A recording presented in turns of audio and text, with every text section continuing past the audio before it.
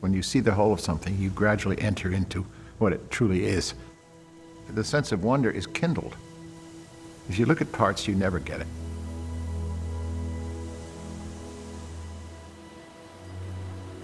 We need to understand that it's all connected.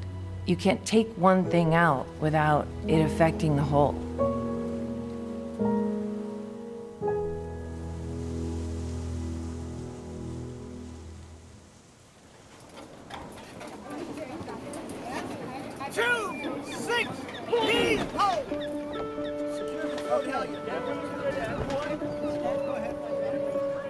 Oysters, we learned, and shellfish actually clean the water. And we live in Long Island, and oysters are a huge part of our history here. People used to make their living here. We used to have tons of oysters all over Manhattan. But we don't have as many now, and that will affect the water quality. Why do we test for salinity? Why do we test for nitrates? Why do we test for phosphates? We've been studying the impact that that could have on marine life, and suddenly those tests became much more meaningful. For the first time, it really kind of gave them a tangible experience of how we live and the direct connection that that has to the natural world. In proper science, there are phenomena, things that happen in nature, whether it's in geology, botany, zoology, meteorology, and then there are all the theories and explanations that go along with it. Get your hands dirty, your feet wet, and be part of nature. The explanations come later. Well, biology is the study of life. It's the study of the living.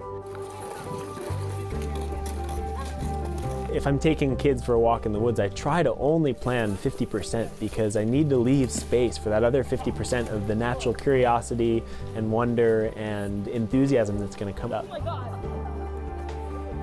Wherever curiosity is arising, to me, that's the place that we need to dig in. Even people who have been spending their whole lives in the woods, really seasoned naturalists, will always find things that they've never seen before and find new discoveries. And proper science teaching is not to show them a principle that we're studying, here's an illustration of it. It is to lead them to the answer through observation and careful thinking. He or she becomes a co-contributor in the effort to understand what this creature really is. The student becomes a student. When they've had this connection out in nature, and then we bring it back to the classroom, they're right there.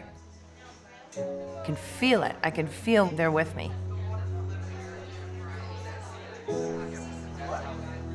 Jane Goodall studied nature by simply watching. I mean, she'd sit for 12 hours a day simply recording what she sees.